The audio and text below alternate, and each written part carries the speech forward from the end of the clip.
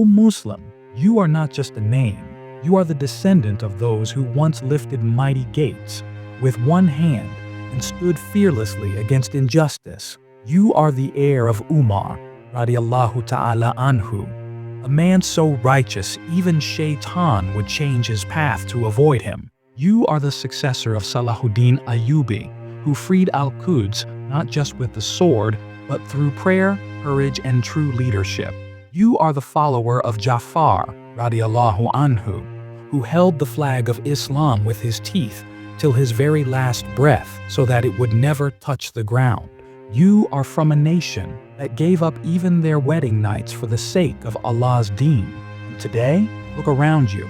The eyes of Palestinian children are filled with fear. Their voices cry out in hunger and pain. And you? Are you still silent?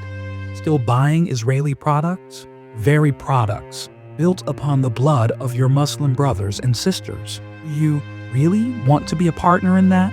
My brothers, my sisters, the time has come to rise, not with the sword alone, but with knowledge, with protest, with boycott. Remember, if you choose to stay silent today, tomorrow, on the day of judgment, you will stand before Allah, and you will be questioned for that silence. So ask yourself, what will you do today? Because Palestine is crying. And you?